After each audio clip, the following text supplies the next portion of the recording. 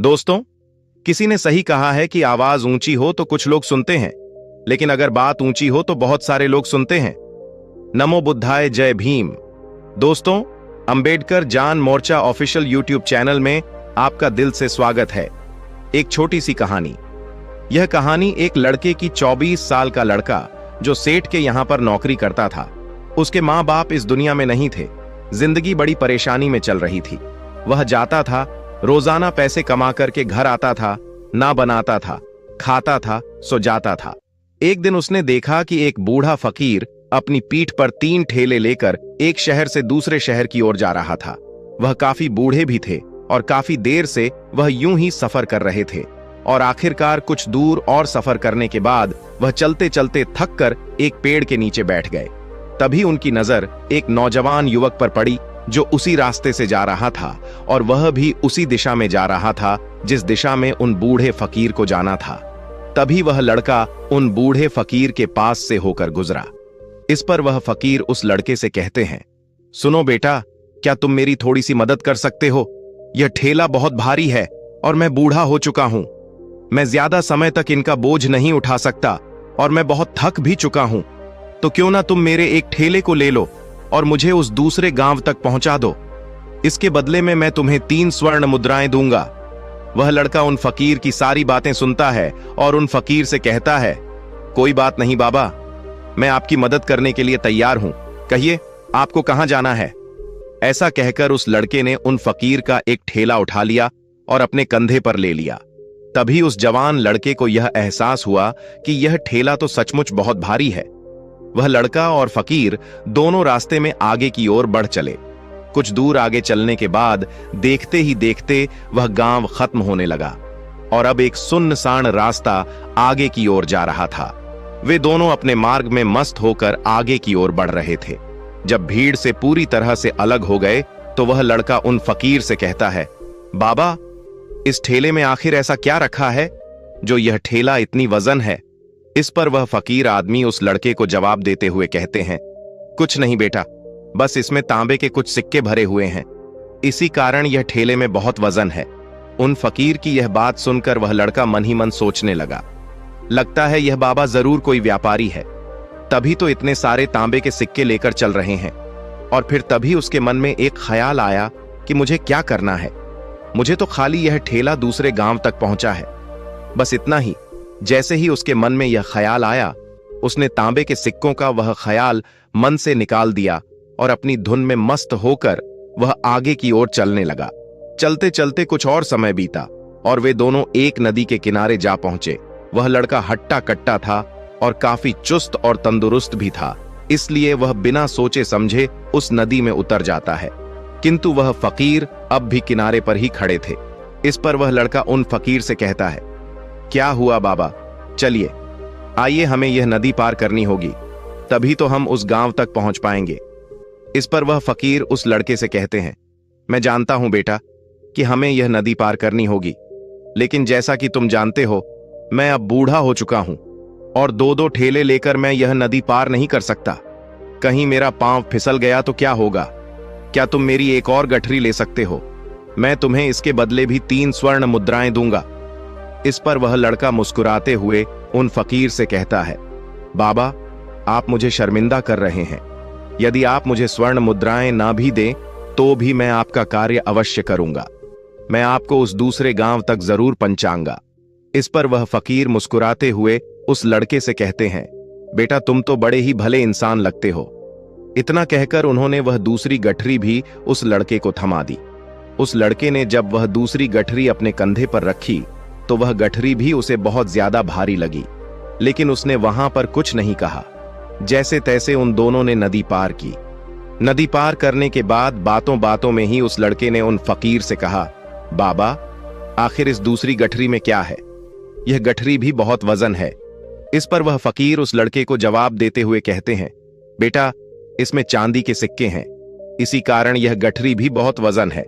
उन फकीर की यह सारी बातें सुनकर अब उस लड़के का दिमाग तेजी से काम करने लगा था। वह यह सोच रहा था कि एक ठेले में तांबे के सिक्के हैं और दूसरी में चांदी के। ऐसा प्रतीत होता है मानो यह फकीर बाबा कहीं दूर से आ रहे हैं और उन्होंने अपनी सारी जमीन जायदाद बेचकर यह सारे सिक्के इकट्ठे किए हैं। तभी तो वह इतना धन लेकर चल रहे हैं। लेकिन वह लड़का उन फकीर से कुछ नहीं कहता और वे दोनों चुपचाप मार्ग में आगे की ओर बढ़ते चले जाते हैं। कुछ दूर आगे बढ़ने के बाद एक बार फिर एक सुनसान राह आती है। उस सुनसान रास्ते को देखते ही उस लड़के के मन में तरह तरह के विचार उत्पन्न होने लगे। वह यह सोचने लगा, अरे यह तो सुनसान जगह है। अगर मैं यह सिक्के लेकर यहां से भाग जाऊं तो यह फकीर मुझे कब तक दौड़ाएंगे। मुझे नहीं लगता कि मुझे कभी पकड़ पाएंगे, और यहां पर कोई है भी नहीं जो इनकी मदद कर पाए। और वैसे भी ये बहुत सारे सिक्के हैं, मैं इनसे एक अच्छी दुकान खरीद सकता हूं, अपना नया व्यापार शुरू कर सकता हूं। और वैसे भी यह बूढ़ा फकीर अब इन पैसों का क्या करेगा। इससे अच्छा तो मैं ही इन्हें रख लेता हूं। वह लड़का यह सब बारे में सोच ही रहा था, तभी अचानक उसे खुद पर आश्चर्य हुआ। अरे मैं यह क्या सोच रहा हूं, यह फकीर बाबा न जाने कहां से आ रहे हैं और क्या खर्च करके इन्होंने इतने सारे पैसे इकट्ठा किए होंगे। मुझे इनका फायदा नहीं उठाना चाहिए। नहीं नहीं, मुझे ऐसा नहीं करना चाहिए। उसने कुछ देर के लिए तो अपने मन के विचारों को काबू कर लिया, लेकिन कुछ देर बाद उसके मन के विचार उस पर देखते ही देखते हावी होने लगे। वह लड़का 2 ठेले लेकर उन फकीर के पीछे पीछे चल रहा था और कुछ दूर आगे चलने के बाद एक पहाड़ी आई। इस पर वह फकीर बाबा उस लड़के से कहते हैं, बेटा यह पहाड़ी मैं नहीं चढ़ पाऊंगा। मैं काफी बूढ़ा हो चुका हूं और मेरे घुटनों में भी दर्द रहता है। यदि तुम मेरी तीसरी गठरी भी ले लो तो मैं तुम्हें 3 और स्वर्ण मुद्राएं दूंगा, लेकिन याद रखना इसे कहीं गिराना मत, कहीं यह गठरियां खुल ना जाए। इस पर वह लड़का उन फकीर से कहता है, क्यों बाबा, आखिर इसमें ऐसा क्या है। इस पर वह फकीर उस लड़के से कहते हैं, बेटा इसमें स्वर्ण मुद्राएं हैं। यह सुनकर वह लड़का मन ही मन बहुत प्रसन्न हुआ। उसने चुपचाप वह गठरी भी उन फकीर से ले ली और देखते ही देखते वे दोनों मार्ग में आगे की ओर बढ़ने लगे।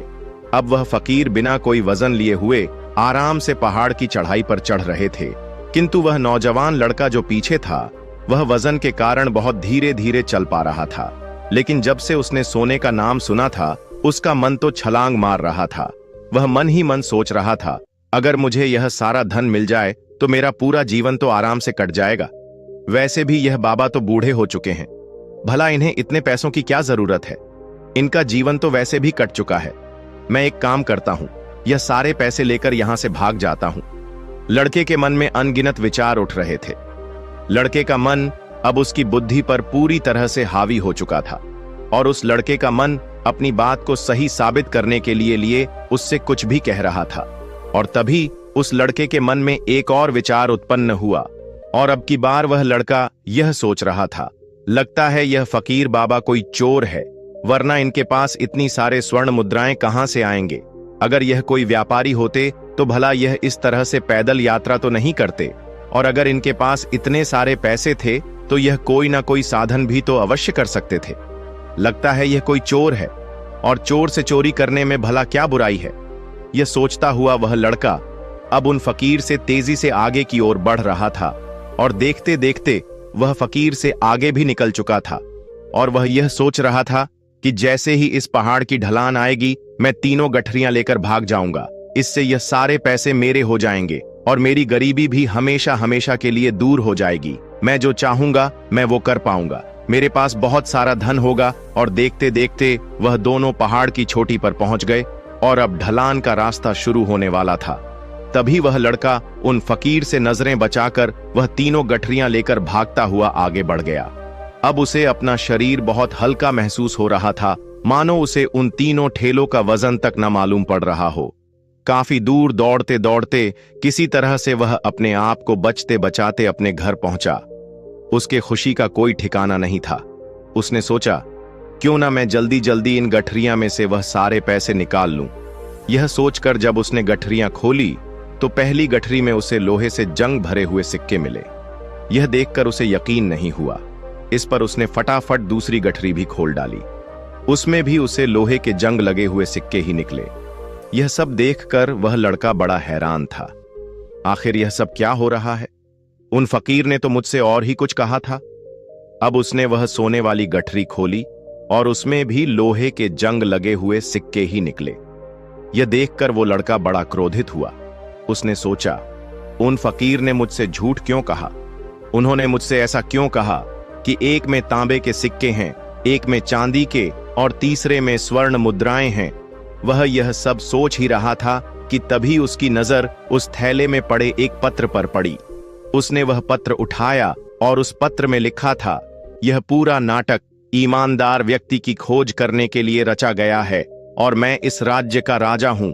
मेरी कोई संतान नहीं और इसीलिए मैंने यह षड्यंत्र रचा है ताकि मैं अपने राज्य में किसी एक ऐसे ईमानदार व्यक्ति की खोज कर सकूं जो मेरे बाद इस राज्य का राजा बन सके और इस राज्य भार को संभाल सके। और इस राज्य का भार वही संभाल सकता है जो पूरी तरह से ईमानदार हो, जिसके मन में किसी प्रकार का कोई लालच ना हो। इतना पढ़ते ही वह लड़का जोर जोर से चिल्लाने लगा।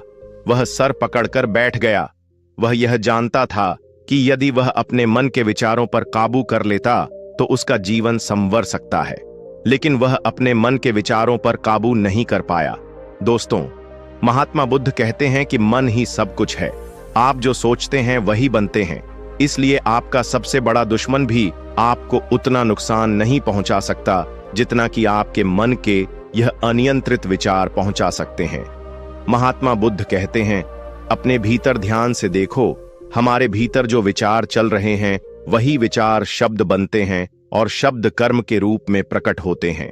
बार बार दोहराने पर कर्म बर्ताव में बदलता है और धीरे धीरे समय के साथ बर्ताव चरित्र में परिवर्तित हो जाता है और यही चरित्र हमारे भाग्य का निर्माण भी करता है। इसलिए हमें हमेशा अपने विचारों के प्रति सजग होना बहुत आवश्यक है। हमें जागरूक होना बहुत आवश्यक है। हमें यह जानना जरूरी है कि हमारे मन में किस प्रकार के विचार आ रहे हैं। आगे महात्मा बुद्ध कहते हैं कि कमजोरी हमेशा छोटे विचार से शुरू होती है। यह एक बीज के रूप में होती है और यदि इस बीज को नष्ट न किया जाए तो यह छोटा सा विचार बहुत जल्द ही एक विशाल वृक्ष का रूप ले लेता है और हमारी बुद्धि की सोचने और समझने की क्षमता को पूरी तरह से नष्ट कर देता है। जिस प्रकार आपने इस कहानी में देखा किस प्रकार उस जवान लड़के का मन उस पर हावी हो चुका था और उसकी सही और गलत सोचने की क्षमता पूरी तरह से नष्ट हो चुकी थी, जिस कारण वह यह समझ नहीं पाया कि उसे क्या करना चाहिए और उसके लालच ने उसके भीतर इतनी ऊर्जा भर दी कि वह तीनों ठेले उठाकर इतनी तेजी से वहां से भागता आगे भी बढ़ गया। इसीलिए जब आपके मन में पहली बार कोई गलत विचार उत्पन्न हो तभी उसे जड़ से उखाड़ देना चाहिए, अन्यथा वह विशाल वृक्ष का रूप लेगा और आपको किसी न किसी गलत राह पर वह ढकेल ही देगा। आप चाहकर भी उसे रोक नहीं पाएंगे। लेकिन अब आपके मन में यह प्रश्न उठ रहा होगा कि हम भला अपने मन के विचारों को कैसे नियंत्रित करें। हमारा मन तो इतना चंचल है, वह इतना शक्तिशाली है कि वह हम पर हावी हो ही जाता है।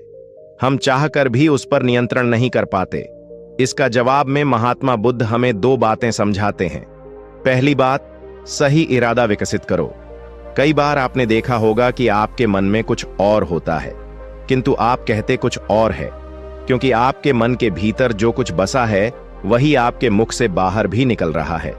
लेकिन जब हमसे वह गलती हो जाती है तो उसके बाद हमारा मस्तिष्क अच्छी तरह से काम करना शुरू कर देता है। हमारे सोचने और समझने की क्षमता एक बार फिर से जागृत हो जाती है और ऐसी अवस्था में हमें यह एहसास होता है कि हमसे गलती हो गई है और फिर हमारा मन दुखी हो जाता है। हमारा मन अफसोस से भर जाता है और इस भारीपन और दुख से बचने के लिए महात्मा बुद्ध हमें सही इरादा विकसित करने के लिए कहते हैं। इसके लिए जब भी आप कोई कार्य करने जा रहे हो तो सबसे पहले आपको को यह खुद से पूछना चाहिए कि जो कुछ भी मैं करने जा रहा हूं इसके पीछे मेरा इरादा क्या है। क्या मैं दूसरों को दुख पहुंचाना चाहता हूं या दूसरों को नीचा दिखाने जा रहा हूं या मुझे खुद को ऊपर उठाना है। खुद से सवाल कीजिए, खुद को जागृत कीजिए। जब आप इरादों के प्रति सचेत होने लगेंगे, जब आप विचारों के प्रति सजग होने लगेंगे, तभी आपके भीतर सकारात्मक ऊर्जा का प्रवाह होगा। तभी आप सकारात्मक इरादों से जुड़ने लगेंगे और आपके मन के भीतर बसी वह नकारात्मक ऊर्जा और नकारात्मक इरादे दिन बदन कम होने लगेंगे। परंतु याद रहे, आपको यह हर रोज करना होगा और आपको यह हमेशा ध्यान रखना होगा कि आपको केवल अच्छा सोचना है। आपके इरादे हमेशा अच्छे होने चाहिए, तभी आप दुख और तकलीफों से बच सकते हैं। अन्यथा आप इसी तरह से दुख और तकलीफों में घिरे ही रहेंगे और आप कभी इससे निकल नहीं पाएंगे। दूसरी बात, मन के प्रति सजगता विकसित करो, जिससे आपका मन देखता देखते शांत होगा और आपके मन के भीतर बसी हुई वह नकारात्मक ऊर्जा, नकारात्मक विचार खत्म होने लगेंगे और आप शांति की ओर आगे बढ़ेंगे। और आपको इसके लिए बस इतना ही करना है कि इस पल में जो कुछ भी हो रहा है, आपकी आंखों के सामने, आपके भीतर जो कुछ भी जैसा भी चल रहा है, बस उसे देखते रहना है। अपने मन के अच्छे बुरे विचार, अपनी भावनाएं और अपनी यादों पर बिना प्रतिक्रिया दिए उन्हें केवल देखते रहना है, जिससे आप मन के सारे विचार देखते ही देखते खत्म होने लगेंगे। आपका मन खाली होने लगेगा और आप नकारात्मक विचारों से न सोच से बच सकते हैं और आप इन दुख और तकलीफों से भी दूर रह सकते हैं। इसीलिए महात्मा बुद्ध कहते हैं, जो स्वयं को देखता है वही सबसे बड़ा तपस्वी है। अर्थात जो अपने मन में चल रहे उन विचारों को बिना प्रतिक्रिया दिए हुए केवल देखता है और उन पर कोई भी प्रतिक्रिया नहीं करता, बस उन्हें देखता और समझता है, वास्तविकता में वही मन पर नियंत्रण भी कर सकता है और वही अपना जीवन सुखी और खुशहाली तौर पर जी सकता है। इसलिए यदि आप भी अपने जीवन को सुखी और खुशहाल बनाना चाहते हैं, तो आपको सबसे पहले अपने मन पर नियंत्रण साधना ही होगा, अपने मन को खाली करना ही होगा, अपने मन के विचारों के प्रति आपको सजग होना ही होगा। दोस्तों, उम्मीद है कि आपने आज की इस वीडियो से जरूर कुछ ना कुछ सीखा होगा, तो इस वीडियो को लाइक और अपने दोस्त के साथ शेयर भी जरूर कीजिएगा और हमें ऐसे ही सपोर्ट करने के लिए चैनल को सब्सक्राइब और घंटी बटन को जरूर दबा दीजिएगा। चलिए मिलते हैं फिर अगली वीडियो में, तब तक के लिए अपना ख्याल रखें। पिछली वीडियो को भी जरूर देखें, लिंक बायो में है। धन्यवाद। नमो बुद्धाय। जय भीम।